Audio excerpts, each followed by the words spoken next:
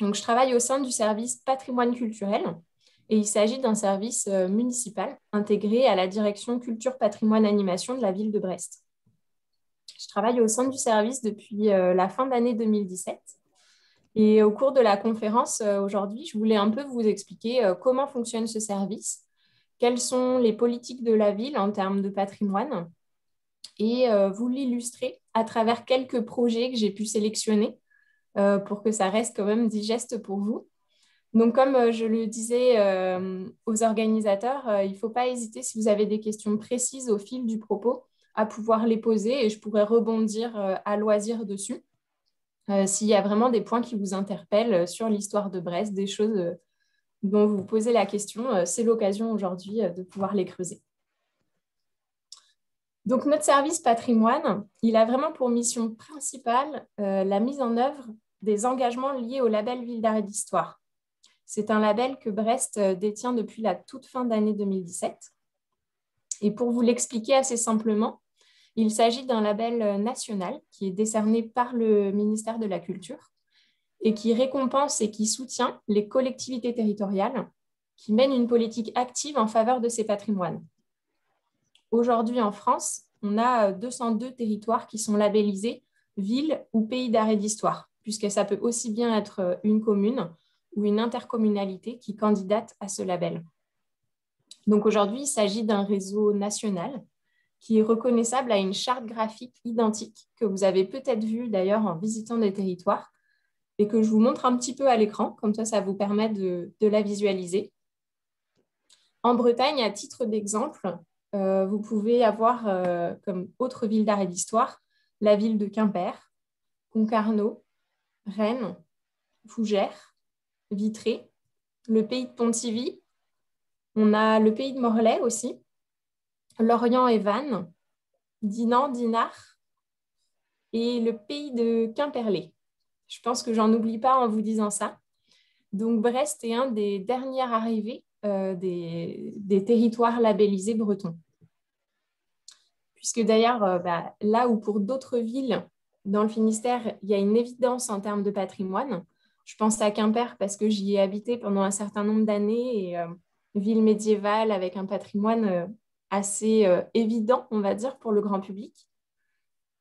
À Brest, au contraire, c'est un challenge de parler de ville patrimoniale, puisque, et je pense que vous en avez conscience, je ne vous le cache pas, la prise de conscience patrimoniale du territoire de Brest est très récente. On a une image et des présupposés négatifs qui collent à la peau de Brest. On parle souvent de ville sans patrimoine, de ville neuve, de ville grise, de ville reconstruite. Donc, c'est une image qui change progressivement ces dernières années, avec notamment des grands projets d'aménagement qui donnent un nouveau visage à la ville et aussi un intérêt croissant des habitants pour la valorisation de leur ville. On a aussi une prise de conscience très récente de la dimension patrimoniale dans les politiques publiques de la ville, puisque le service patrimoine, c'est un service très récent. Il a été créé en 2012. Donc, avant cette date-là, il n'y avait pas de politique patrimoniale portée techniquement par des agents au sein de la collectivité. C'était une politique qui était plutôt diluée au sein des services. Donc, ça vous permet de visualiser à quel point la prise de conscience est récente, contrairement à d'autres villes qui possèdent des agents œuvrant pour le patrimoine depuis beaucoup plus longtemps. On a des enjeux qui sont forts en termes d'appropriation du territoire. Comme je vous le disais, ces dernières décennies, on observe à Brest un engouement vraiment de plus en plus fort pour le patrimoine. Il y a une attente qui est perceptible de la part des habitants et on a un certain retard par rapport à d'autres villes dans la préservation et la valorisation des patrimoines. Donc, ce que je vais pouvoir vous présenter, en fait, c'est vraiment les prémices et les premiers pas d'une véritable structuration d'une politique patrimoniale, puisque c'est très récent à Brest. Pour autant, l'histoire de Brest est très ancienne et c'est ça aussi qu'on veut mettre en avant à travers le service patrimoine. Donc, si je reviens sur l'historique, le service patrimoine a été créé en 2012 et en 2013, la ville de Brest a décidé de candidater au label que je vous expliquais précédemment, le label Ville d'art et d'histoire, avec l'objectif justement d'avoir une reconnaissance nationale de la ville de Brest en termes de ville patrimoniale et de ville historique, de faire connaître l'histoire millénaire de la ville, les vestiges patrimoniaux qui sont plus importants qu'on ne peut penser, et aussi son architecture moderne qui, bien que souvent décriée, est digne d'intérêt. Donc, il y a 4 axes qui ont été tirés pour cette candidature Ville d'art et d'histoire. Et ça va me permettre, en vous les décrivant, de vous parler un peu de l'histoire de la ville de Brest en même temps. Donc, les 4 axes qui ont été mis en avant pour cette candidature Ville d'art et d'histoire, c'est le premier point, la défense. Puisque ça, vous le savez certainement, Brest est un grand port militaire depuis le XVIIe siècle officiellement, sur décision de Richelieu, ministre du roi Louis XIII, d'en faire l'un des principaux ports de la flotte du Ponant.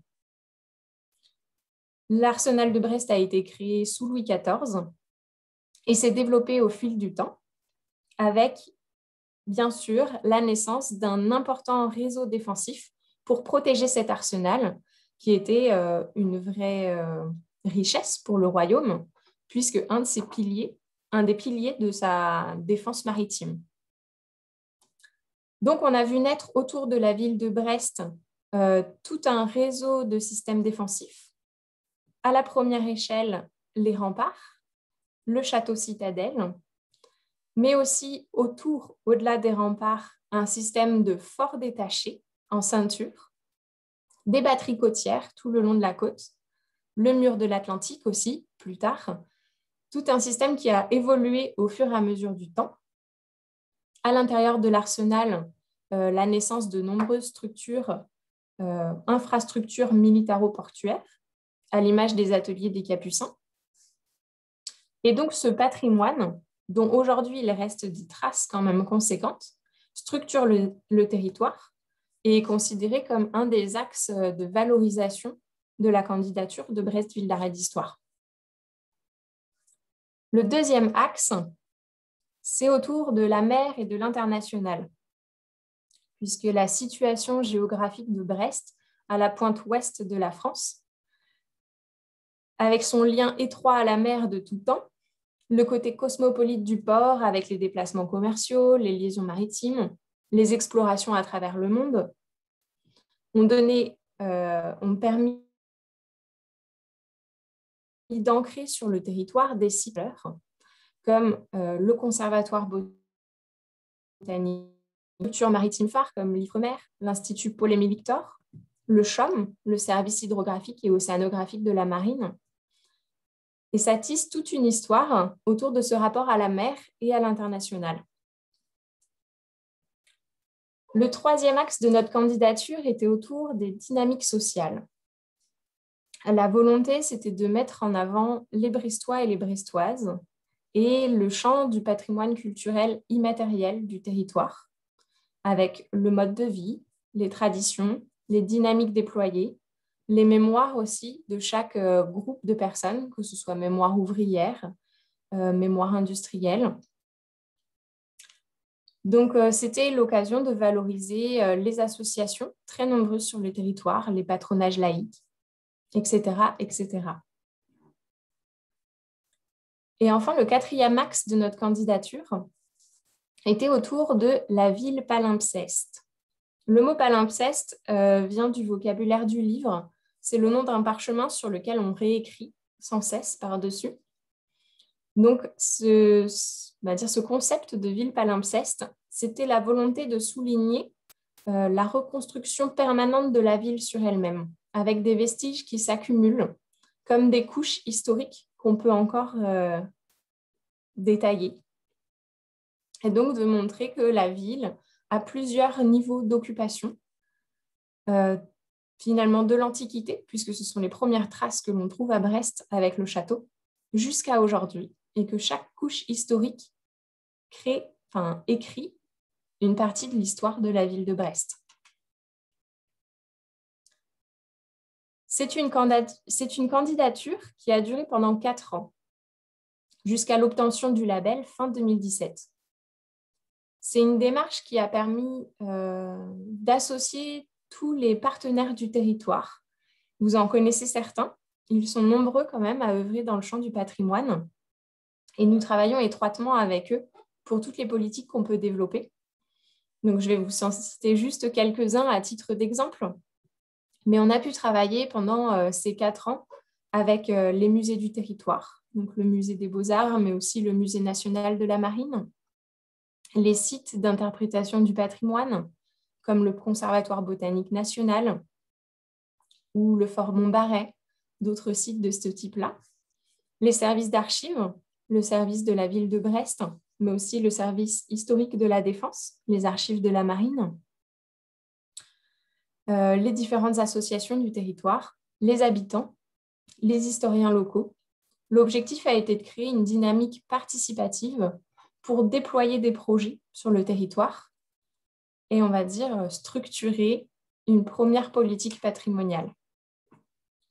Donc, on a eu beaucoup d'actions qui se sont développées sur ces 4 années, notamment sur le champ de l'animation, avec des balades en ville, des spectacles, des commémorations, comme par exemple le centenaire de la Grande Guerre qui a pu rythmer ces différentes années. Depuis que nous sommes labellisés, la ville s'engage à poursuivre sa politique patrimoniale. On pourrait la synthétiser à travers 2 grands axes que sont la valorisation et la conservation. La valorisation, c'est déployer des actions qui permettent au grand public d'accéder au patrimoine.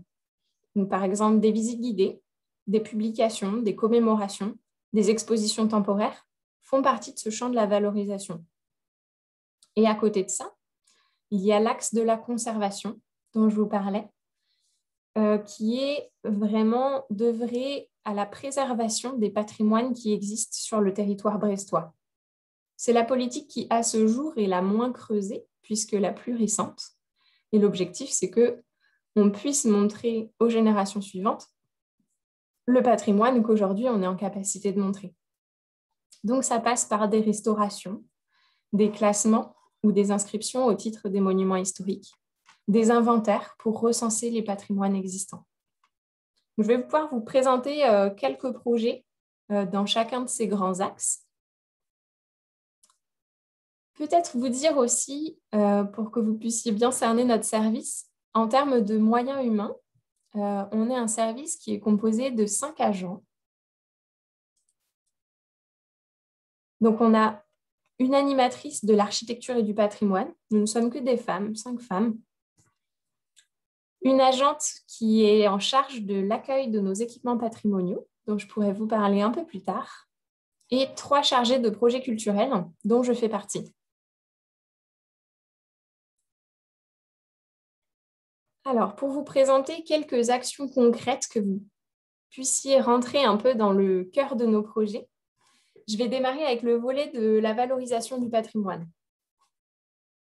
En termes de valorisation, ce qu'on peut mener, c'est notamment l'édition d'une programmation permanente patrimoniale. C'est l'une des principales attentes du ministère de la Culture pour les villes labellisées, c'est de proposer en continu une programmation patrimoniale pour le grand public. Donc, nous éditons 2 fois par an une programmation semestrielle que nous basons sur les saisons. On a une programmation printemps-été et une programmation automne-hiver et qui permet de rassembler tout ce qui est disponible en termes d'action patrimoniale sur le territoire. Donc, c'est une programmation qui prend la forme de la charte graphique que je vous montrais tout à l'heure. Je vous le remets à l'écran.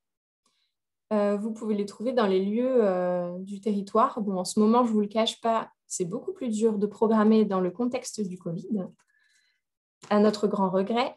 Mais en tout cas, c'est un document qui vous permet de pouvoir suivre les actions patrimoniales, que ce soit des visites, des expositions. Donc, je vous invite à pouvoir le chercher et le découvrir sur les lieux culturels. Ce document-là, il nous permet justement de programmer, je disais. Et donc, on programme des cycles de visites guidées, notamment. Chaque semestre est l'occasion d'ouvrir de nouveaux lieux de patrimoine sous forme de visites guidées. On les travaille avec une équipe de guides conférencières et l'Office de tourisme de Brest Métropole. Le but, c'est de pouvoir renouveler les thématiques et faire découvrir de nouveaux lieux en les documentant en amont. Donc, nos prochaines thématiques, par exemple, de la programmation qui va s'ouvrir, seront l'église Saint-Louis, le fort du Questel, qui se trouve rive droite, pas loin de la Cavale Blanche, le cimetière de Carfotras aussi, qu'on est en train de travailler, et une visite sur l'art dans la ville.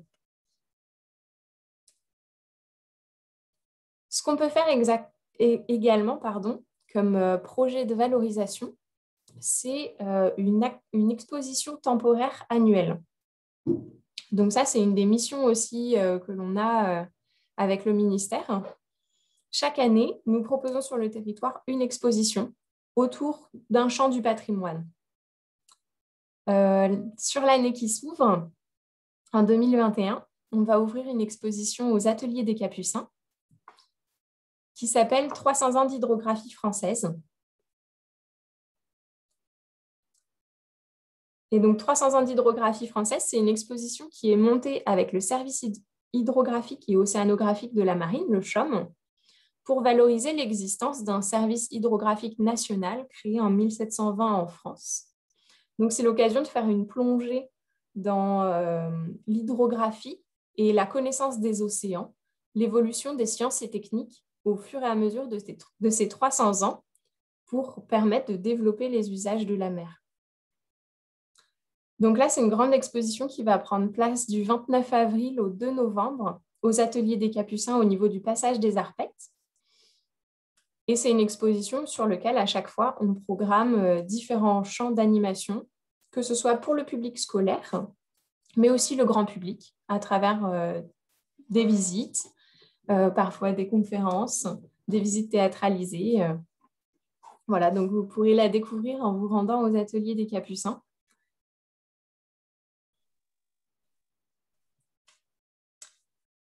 Nous travaillons aussi chaque année sur des publications. Vous en connaissez peut-être quelques-unes.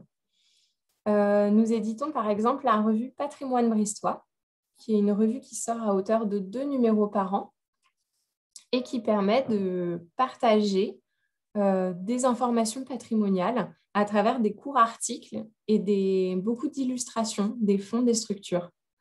Donc ça, c'est des projets qu'on mène en parallèle avec les partenaires du territoire.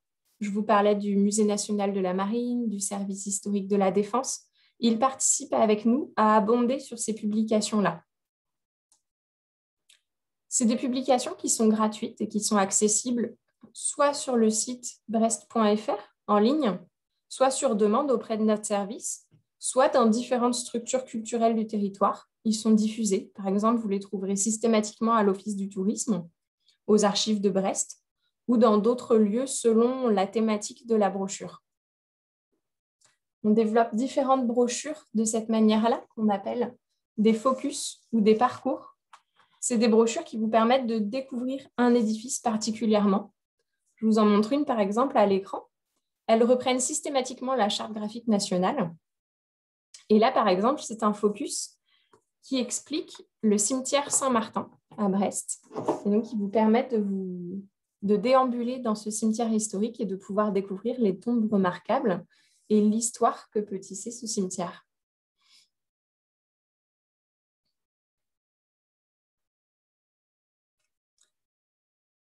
Une autre de nos politiques de valorisation, c'est la signalétique patrimoniale. On développe en ville des parcours et des panneaux d'interprétation pour pouvoir découvrir des édifices et pouvoir expliquer et interpréter le paysage. Donc là, on commence à développer plusieurs parcours. Depuis la labellisation de Brest, nous avons conçu 2 parcours et différentes brochures patrimoniales et différents panneaux patrimoniaux. Donc vous avez le parcours, par exemple, Balcon sur la Pinfeld, qui a pu être créé du Jardin des Explorateurs jusqu'au Jardin de Kervallon et qui longe toute la rive droite de la Pinfeld pour interpréter la ville Arsenal. Ces parcours-là, ils permettent de pouvoir déambuler en ville et d'apporter du contenu patrimonial aux promeneurs, aux baladeurs, aux flâneurs qui viendraient ici pour découvrir Brest.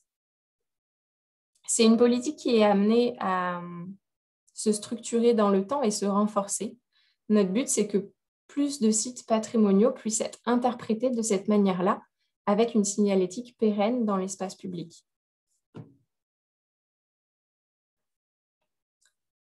Sur le volet de la conservation du patrimoine, je bascule.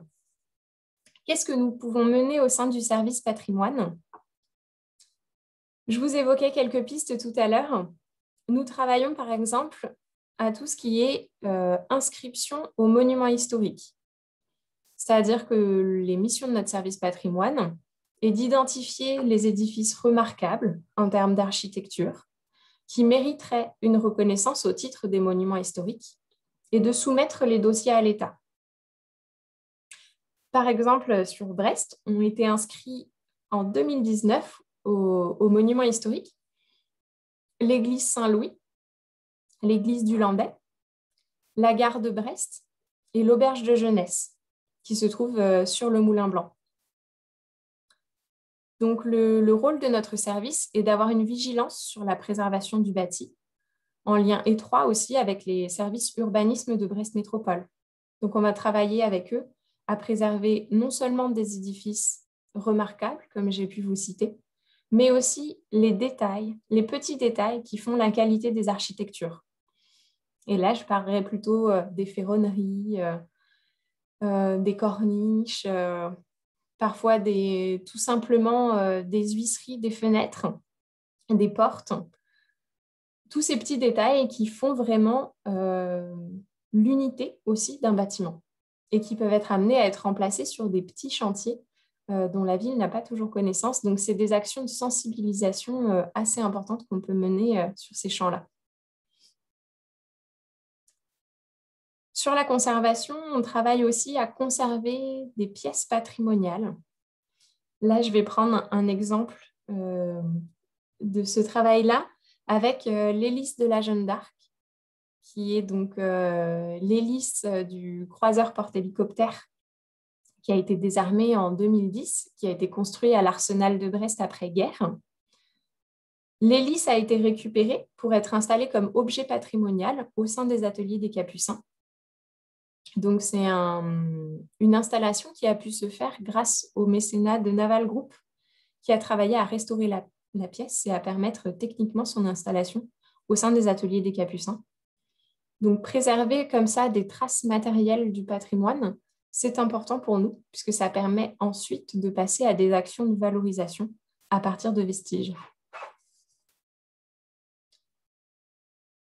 On peut faire aussi des actions de rénovation. Là aussi, je vous choisis un exemple, un des plus récents, celui de la rénovation de la chapelle Grand-Jean au cimetière Saint-Martin, qui est donc une chapelle funéraire, vraiment un petit joyau du patrimoine funéraire, et qui a fait l'objet d'une rénovation complète fin d'année 2020 et début 2021, grâce à une campagne de mécénat populaire qui a été montée avec l'aide de la Fondation du patrimoine.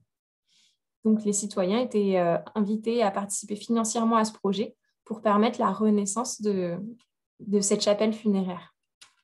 Donc, si vous ne la connaissez pas, je vous invite à aller la découvrir au cimetière Saint-Martin. La restauration est vraiment magnifique. On peut faire aussi des travaux d'inventaire, donc des travaux pour identifier les éléments patrimoniaux du territoire et pouvoir justement, quand le besoin se présente, mettre en place des politiques de conservation et de préservation de ces édifices-là. Donc, par exemple, en ce moment, on travaille sur les vestiges fortifiés, puisqu'on prépare une exposition sur les fortifications l'année prochaine. Et c'est l'occasion pour nous de faire vraiment l'identification de tous les vestiges du territoire pour pouvoir mettre des actions de préservation et de valorisation par la suite.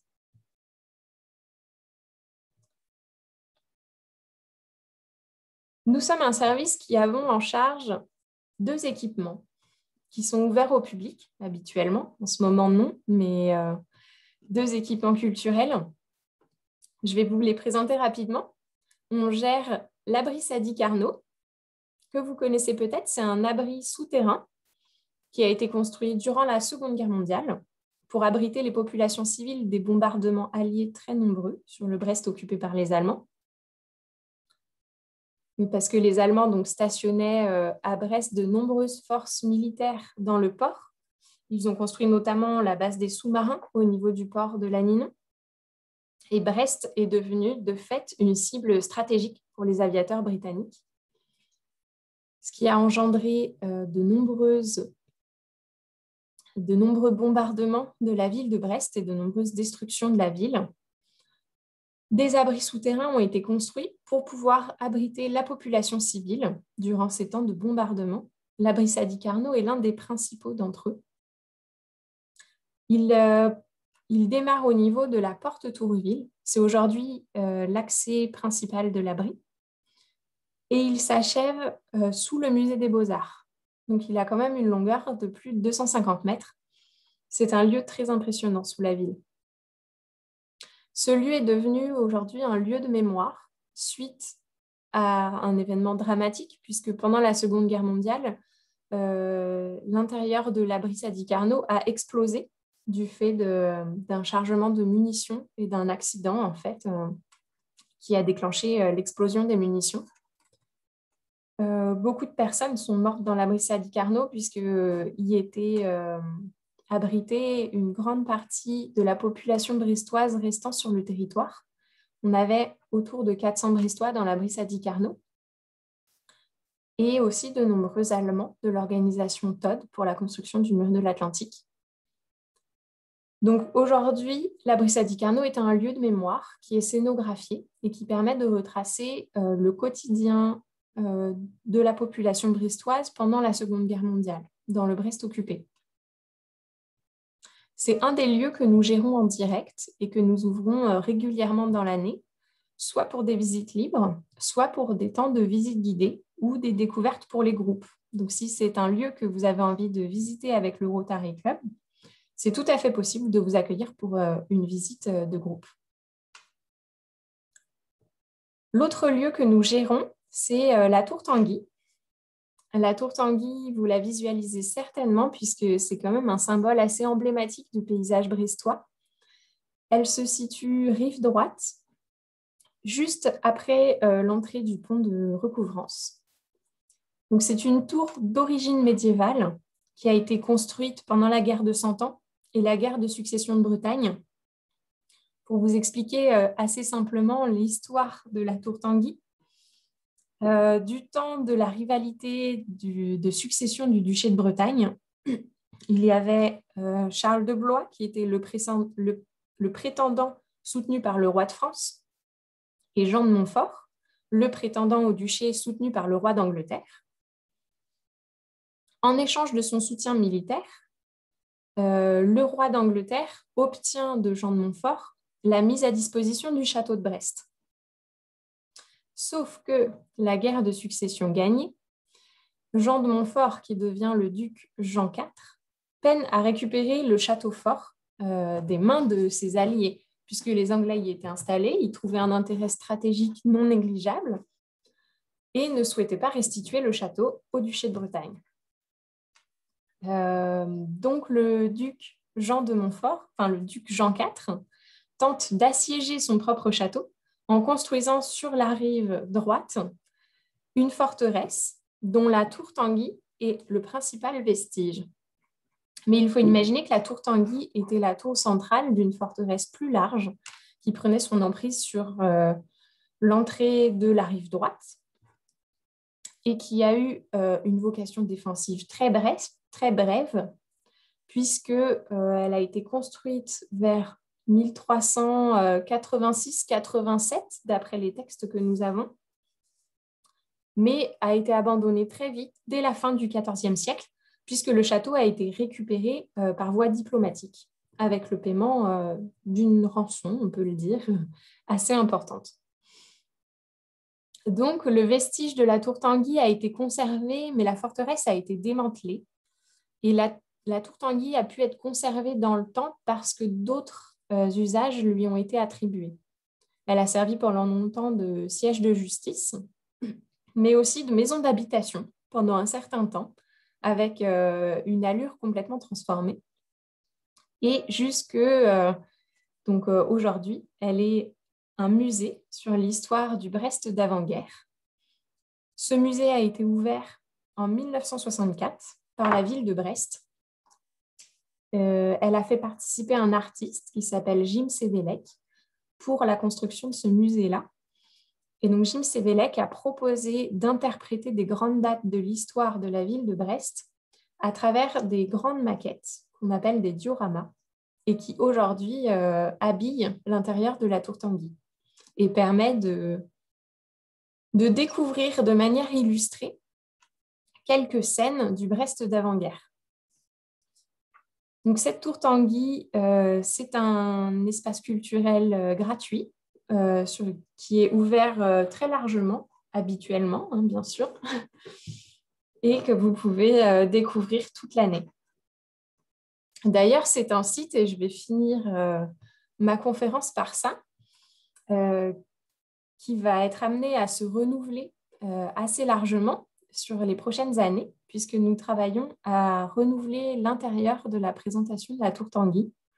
C'est un musée qui n'a pas changé depuis sa création, 1964, et qui commence aujourd'hui à avoir une présentation un peu vieillotte, qui mérite un renouvellement. Donc, les dioramas de Jim Sévélec vont être conservés. Ils ont d'ailleurs été magnifiquement restaurés en 2020. Mais les textes et le fil rouge de l'exposition va être renouvelé. Donc, c'est un projet qu'on commence à lancer sur ce début d'année 2021 avec une équipe scénographique qui nous accompagne. Et nous souhaitons donner une dimension participative à ce projet dans la continuité de la candidature Ville d'Art et d'Histoire qui a pu faire participer les habitants. Et donc là, 2 temps de contribution sont prévus sur la fin avril et début mai, pour pouvoir donner son avis sur l'avenir souhaité de la Tour Tanguy, comment on le souhaite voir son intérieur, quel contenu on aimerait y voir, qu'est-ce qu'on privilégie entre espace de lecture, bornes interactives, audio guide, ambiance sonore. L'idée de pouvoir recueillir aussi les avis des usagers, des Brestois, et de pouvoir créer des groupes de parole qui permettent d'échanger sur cet édifice. Donc, si ça vous intéresse, n'hésitez pas à vous rendre sur le site brest.fr pour voir ce projet participatif de la Tour Tanguy. Ça peut être l'occasion pour vous de découvrir les lieux et puis justement de pouvoir échanger avec d'autres habitants sur ce projet-là et le renouvellement de l'équipement. On a aussi d'ailleurs une enquête en ligne en ce moment pour recueillir aussi vos avis sur l'édifice. Donc, c'est aussi ce type de projet qu'on peut mener au sein du service. En tant que gestionnaire d'équipements culturels, nous avons en charge de faire vivre ces lieux-là et de pouvoir renouveler leurs présentations, de les garder à jour tout au long de leur existence. Je vais finir en vous disant que si vous avez envie de suivre les actions qu'on peut mener au sein du service patrimoine, et globalement la politique patrimoniale de la ville, nous avons une newsletter que nous adressons à hauteur de 1 à 4 fois par mois. Ça dépend en fait la densité de l'actualité, puisque là, la période est forcément plus contrainte en ce moment que sur d'autres périodes, et qui vous permet justement de savoir les actualités qui existent pour le patrimoine à Brest, aussi bien l'ouverture de nos équipements que les visites guidées qui sont proposées sur le territoire, les expositions en cours ou des projets de plus grande ampleur comme celui dont je viens de vous parler, de renouvellement de la Tour Tanguy. Donc, si vous avez envie de vous inscrire à cette newsletter, c'est tout à fait possible en adressant un mail à l'adresse générique de notre service, qui est Ville d'Art et d'Histoire. Je vais pouvoir vous l'écrire dans la discussion. Comme ça vous permet d'éventuellement nous suivre si vous êtes intéressé. Et après, vous pouvez retrouver l'ensemble de nos publications à travers les chartes graphiques dont je vous parlais tout à l'heure. Donc, vous les trouvez sur le territoire et sur le site de brest.fr pour pouvoir lire et découvrir le patrimoine brestois. Si jamais vous avez des questions, n'hésitez pas. S'il y a des points sur l'histoire de Brest qui vous ont toujours intrigué, ça peut être l'occasion de le résoudre. Je ne sais pas si j'aurai la réponse. Alors, il y a déjà une question qui a été posée, donc je la lis. Est-ce Ok. que nous aurons des photos qui illustrent votre propos sur les différents sites et monuments cités? Merci. Alors oui, très bonne question. C'est vrai que j'aurais pu faire un petit diaporama. Ça aurait été plus chouette pour vous. Donc, je n'ai pas prévu de vous diffuser des photos, mais par contre, je peux vous mettre dans la discussion les liens Internet directs qui vont vers les publications dont je vous parle. Et comme ça va pouvoir mettre de consulter les publications et de voir finalement les photos permettant d'illustrer ces lieux-là. Je le fais tout de suite. Je suppose que sur ce lien, on trouvera également peut-être une liste des lieux saillants de l'histoire patrimoniale de Brest. Alors, effectivement, enfin, sur le site internet de la ville, vous pouvez trouver pas mal de rubriques autour de Brest, ville d'art et d'histoire. Voilà, je vous le mets ici. Alors non, je ne l'ai pas écrit à tout le monde, autant pour moi. Tous les panélistes et participants, c'est bon. Oui, c'est bien passé. Merci. Voilà. Donc, vous avez différentes rubriques qui permettent de faire un petit résumé sur l'histoire de Brest, l'architecture de Brest. Vous pouvez trouver aussi le dossier de candidature de la ville au label Ville d'art et d'histoire. Je pense que ça peut vous intéresser puisque ce dossier est très complet et permet d'avoir beaucoup de visuels sur les différents sites évoqués. Je pense que d'ailleurs, ça peut être le support le plus facile pour vous pour découvrir la ville. Hop, je vais aller dessus.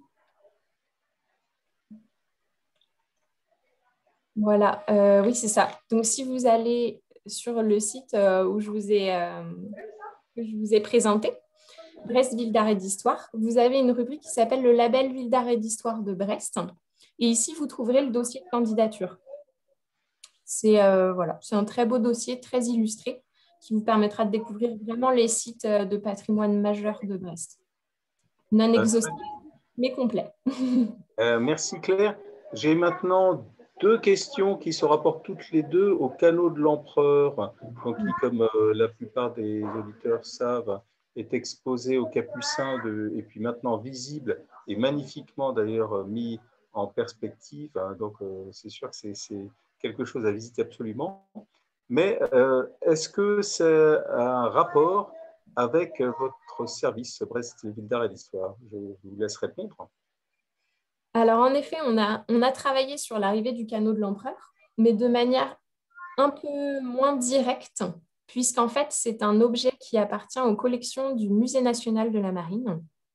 Et comme vous le savez, le Musée national de la Marine a une antenne à Brest, située au château.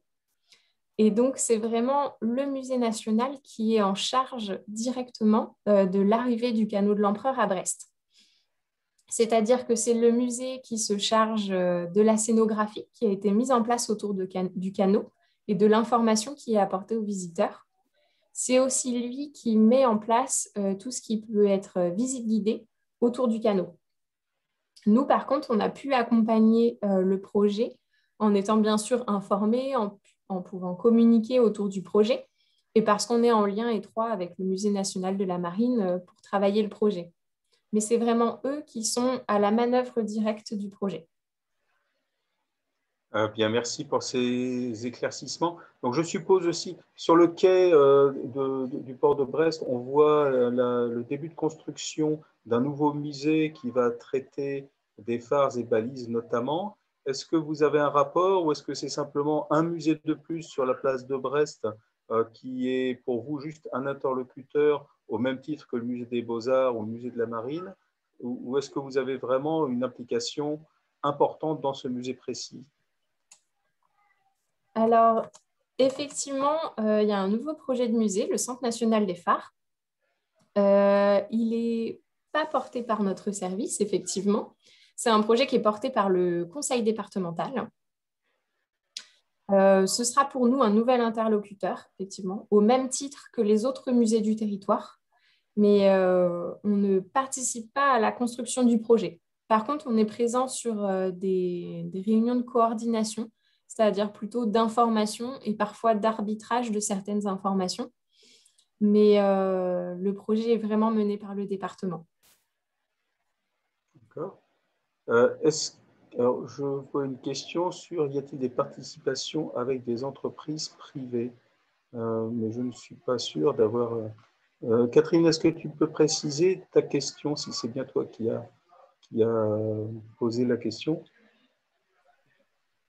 Oui, à vrai dire, je me demandais s'il y avait ou s'il était envisageable qu'il y ait oui, du mécénat d'entreprise, au fond.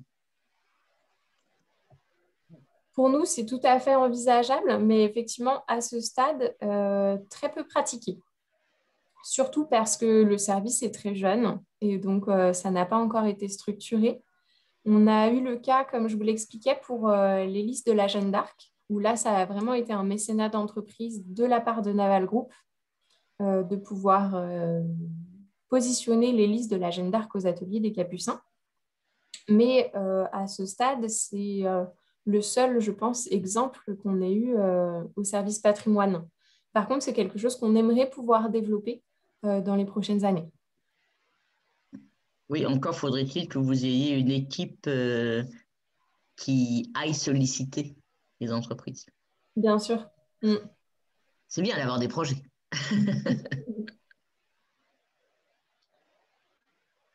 Et je me demandais sinon, Brest se caractérise par un environnement maritime très important, bon, qui m'est cher, bien entendu, comme ceux qui me connaissent le savent, mais qui se traduit, outre par un des 4 axes de votre démarche Brest, ville d'art et d'histoire, mais également on a autour de Brest un technopôle qui est plus particulièrement consacré à tout ce qui est maritime. Alors évidemment, c'est plutôt le développement économique et scientifique et cursus d'éducation supérieure, etc. Mais est-ce que vous avez un lien entre ce technopôle et ce pôle mer Bretagne qui est donc consacré sur tout ce qui est maritime, d'une part, et puis d'autre part, les services municipaux dont vous dépendez qui, qui s'attachent à développer le côté patrimonial, y compris ce côté maritime. On peut être amené à travailler plutôt au coup par coup sur des projets. Donc, ça nous est arrivé de solliciter l'Ifremer ou des sites vraiment particuliers sur certains projets, certaines questions. Mais on n'a pas d'instance structurée avec eux à l'année. Mais en tout cas, oui, je trouve que c'est assez fort à Brest. On a une facilité de travailler en réseau qui est importante. Très bien, merci. Est-ce que les auditeurs ont d'autres questions à poser? Parce que je note des remerciements chaleureux à plusieurs reprises, donc, qui seront transmis évidemment à Claire Tracou. Est-ce que vous avez d'autres questions dans l'auditoire, s'il vous plaît? Vous pourrez les mettre sur les taper sur Q et R et puis seront pris en compte directement. Je n'en vois pas d'autres.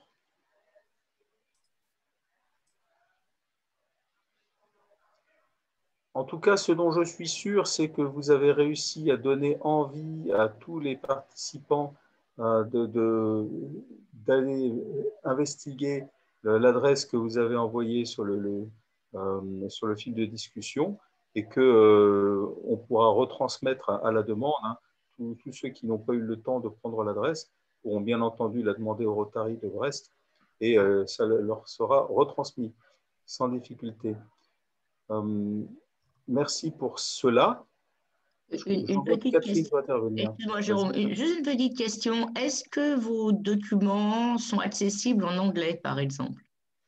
Parce que dans le cadre du Rotary, on est donc jumelé avec différentes villes anglaises et allemandes. Et c'est vrai, quand on a des visiteurs, ben, on est souvent un peu embêté.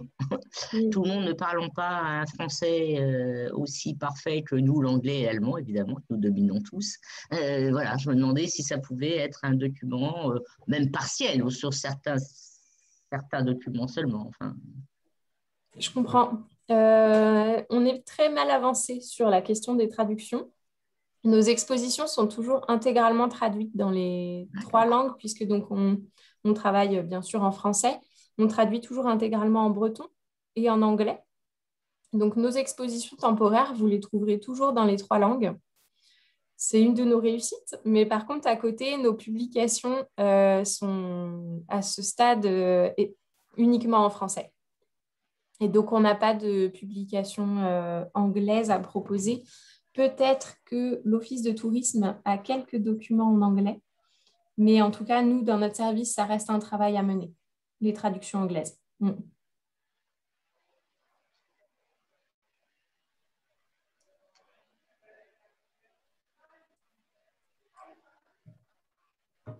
Je ne vois pas d'autres Il y a un questions. message de Sonia depuis Neuf qui a tout à fait raison. En allemand, ce serait bien aussi.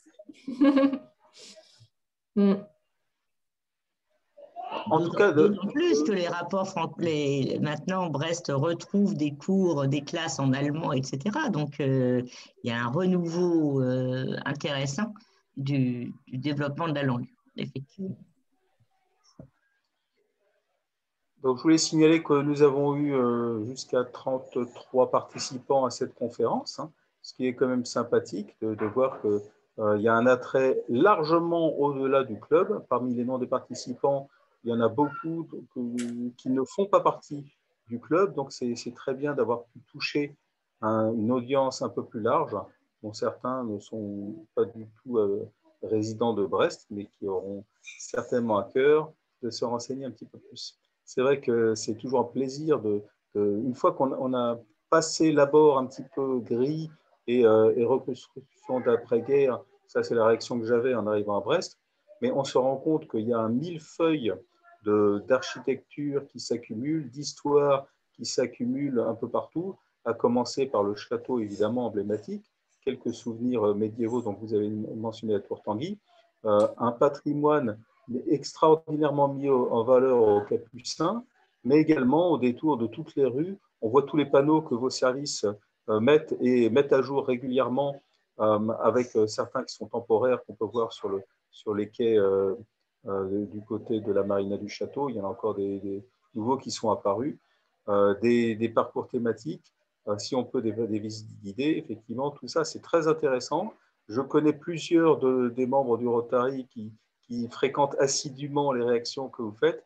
Et donc, ça nous a fait très plaisir ce soir de vous accueillir parmi nous et d'écouter comment se mettent en place tous ces services et tout ce qu'il y a derrière, mis en œuvre par la municipalité.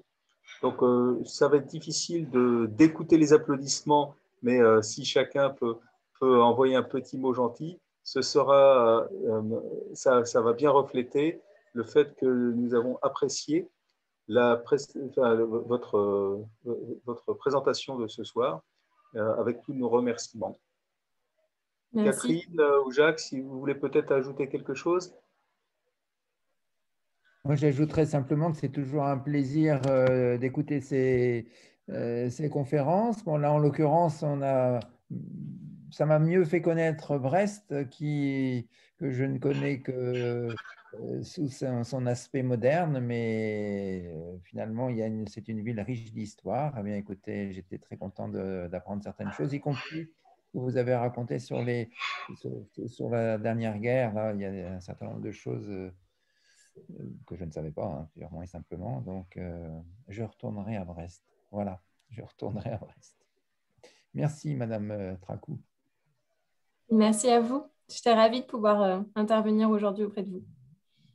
J'ajouterai en ce qui me concerne que je pense que votre démarche complète ce que la ville essaie de valoriser au niveau des plus jeunes qui veulent éventuellement venir s'installer.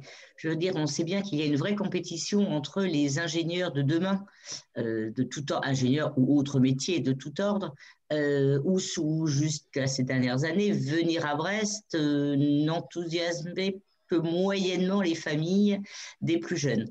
Et j'ai vu se développer aussi bien au niveau de la chambre de commerce que de l'association des commerçants, enfin, une communication globale pour faire valoir la partie sportive. On peut bosser et en 10 minutes être à la mer, mais on peut aussi bosser et aller au quartz. Tout ça étant encore plus brillant demain, évidemment. Et on peut venir à Brest et découvrir et se promener dans des lieux d'histoire au-delà de la guerre. Et je pense que ça fait vraiment un plus pour la ville de Brest de valoriser l'ensemble pour que les jeunes viennent s'y installer aussi. Merci en tout cas. Et puis, j'ai bien noté que vous avez la possibilité de nous faire visiter et la Tour Tanguy et ses dioramas, pardon, et l'abri Sadi Carnot. Et ça peut nous intéresser quand nous recevrons les clubs Rotary avec lesquels nous sommes en contact à Kiel et à Plymouth. Bon, notamment, on ne se privera pas de faire visiter Plymouth et les différentes représentations des dioramas sur la lutte perpétuelle contre l'anglois. Et puis, évidemment, on ne se privera pas de montrer aux Allemands de Kiel l'abri Sadi Carnot et les ravages que ça a pu avoir, que ça a pu donner lieu. Mais c'est intéressant quand même de pouvoir visiter ça lorsque les membres de nos 2 clubs partenaires viendront nous visiter à Brest. Donc, on a bien noté cela avec nos remerciements. Ok, avec plaisir.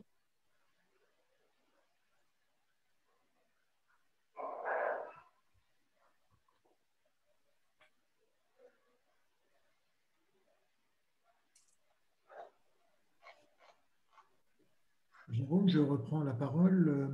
En haut à droite de mon petit écran, tu dois pouvoir me redonner la main en tant qu'animateur en cliquant sur les 3 petits points.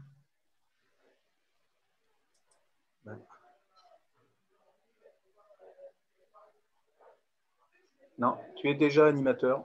C'est pas grave, il y a un petit bug. Hein, il y a un petit bug, c'est pas gênant. Ok, ben écoute, si c'est terminé, on va pouvoir libérer tout ce petit monde. Merci beaucoup Claire, merci à tous et à toutes.